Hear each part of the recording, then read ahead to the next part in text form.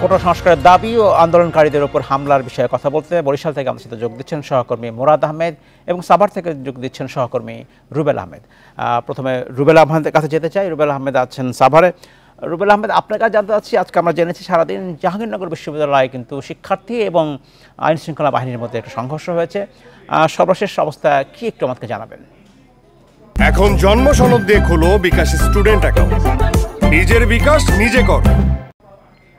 জি, আপনি যেমনটি বলছিলেন, আজকে জাহাঙ্গীরনগর বিশ্ববিদ্যালয়ের জরুরি সিন্ডিকেট সভা থেকে একটি সিদ্ধান্ত হয় বিশ্ববিদ্যালয়ের উদ্বুদ্ধ পরিস্থিতির কারণে অনির্দিষ্টকালের জন্য বন্ধ ঘোষণা করা হয় এবং বিকাল 4টার মধ্যে শিক্ষার্থীদের হল ছেড়ে যাওয়ার একটি নির্দেশনা দেওয়া হয়। এরপরে কিন্তু আমরা দেখতে পেয়েছি যে আন্দোলনরত যে শিক্ষার্থীরা ছিল তারা বলেছেন তারা হল ছেড়ে যাবেন না, তারা তাদের আন্দোলন চালিয়ে যাবেন এবং বিশ্ববিদ্যালয় বন্ধ ঘোষণা এবং হল ছেড়ে যাওয়ার নির্দেশনা দেওয়ার কারণে আমরা দেখতে পেয়েছি তারা বিশ্ববিদ্যালয়ের যে প্রশাসনিক ভবন রয়েছে, নতুন রেজিস্ট্রার ভবন, সেখানে কিন্তু তারা ভাঙচুর চালিয়েছিলেন এবং এই সময় কিন্তু বিশ্ববিদ্যালয়ের ভিসি সহ এবং বেশ কয়েকজন শিক্ষক ওই ভবনে আটকা পড়ে। এর কিছু সময় পরে আমরা দেখতে পেয়েছি ঢাকা জেলা পুলিশের প্রায় 1 থেকে 150 পুলিশ সদস্য বিশ্ববিদ্যালয়ের যখন প্রবেশ করে তখন আন্দোলনরত শিক্ষার্থীরা তাদেরকে বিশ্ববিদ্যালয়ের যে শহীদ মিনার রয়েছে সেখানে তাদেরকে আটকে দেয়। আমরা দেখতে পেয়েছি 1টা থেকে 4টা পর্যন্ত শিক্ষার্থী এবং পুলিশ শান্তিপূর্ণভাবে মুখোমুখি অবস্থানে তারা অবস্থান নেন এবং পুলিশ শিক্ষার্থীদের মধ্যে বেশ কয়েকবার কিন্তু আলোচনাও হতে দেখেছি।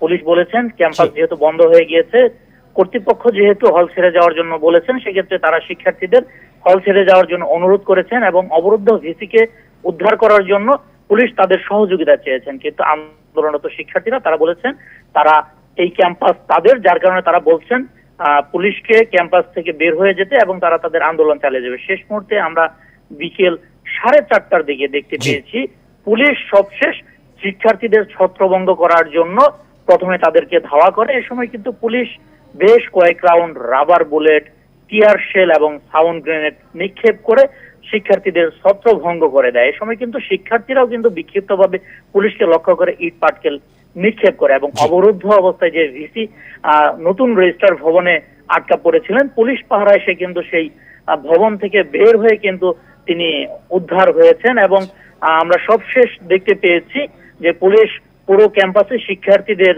ছত্রভঙ্গ করে দিয়ে পুলিশ কিন্তু এখন থেকে প্রায় আধা ঘন্টা আগে তাদের যে অভিযানটি ছিল বা ভিসিকে উদ্ধার বা শিক্ষার্থীদের ছত্রভঙ্গ করার যে কাজে তারা লিপ্ত ছিল সেটি শেষ করে কিন্তু তারা বেরিয়ে এসেছেন। অনেক ধন্যবাদ রুবেল আহমেদ। আমি একটু যেতে চাই বরিশালে, যেখানে আছেন সহকর্মী মুরাদ আহমেদ।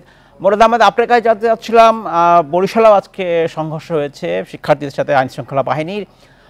সর্বশেষ অবস্থা কি এবং এখন সেখানে শান্তি বিরাজ করছে কিনা? শান্তি তো আসলে প্রশ্নই ওঠে না, এখন পর্যন্ত একই অবস্থা চলছে। কোথাও হয়তো কোনো গলি থেকে ঢিল, হঠাৎ করে ঢিল ছোড়া হচ্ছে, স্লোগান দেওয়া হচ্ছে, সেখানে আবার টিয়ার সেল করা হচ্ছে। বরিশালের ইতিহাসে এতই 10 ঘন্টা, 9.5-10 ঘন্টা একটা না মানে ছেড়ে ছেড়ে সংঘর্ষ, এটা আমরা এর আগে কখনো দেখিনি। আজকে বরিশালটা আসলে একটি ভয়াল এবং আতঙ্কের বরিশাল। এইটুকু জায়গা পেয়েছি যেখানে দাঁড়িয়ে কিছু কথা বলা যাচ্ছে, নাহলে সাংবাদিকদের যদি কথা বলা দেখার সুযোগও পাচ্ছে তাও তেড়ে আসছে, সেখানেও দাঁড়ানো যাচ্ছে না। এখন পর্যন্ত আমরা আহতের সংখ্যা পেয়েছি 53 জন। এরা সবাই বরিশাল মেডিকেলে আছে। বরিশাল পুলিশের মেট্রোপলিটন পুলিশের উপ পুলিশ কমিশনার আশরাফ আলী ভুইয়া, উনি সহ 13 জন পুলিশ আহত রয়েছে, সাংবাদিক আহত রয়েছে 10 জনের মতো, আর অন্য যারা আহত আছে তারা তো রয়েছে। সবকিছু মিলিয়ে আজকে গতকাল থেকে শুরু হওয়া অবরোধ কিন্তু বরিশালে এখন পর্যন্ত চলছে।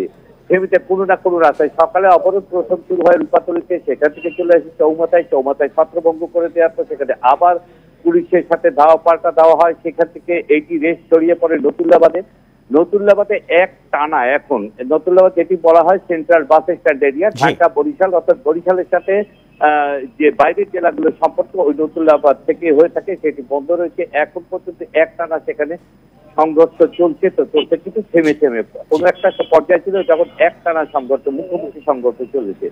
তো এই অবস্থায় এখন যেটি হয়েছে যে আস্তে আস্তে বিচ্ছিন্ন ভাবে মানে কে কখন কোথায় কার উপর হামলা হচ্ছে এটি আসলে বলা যাচ্ছে না বরিশালে।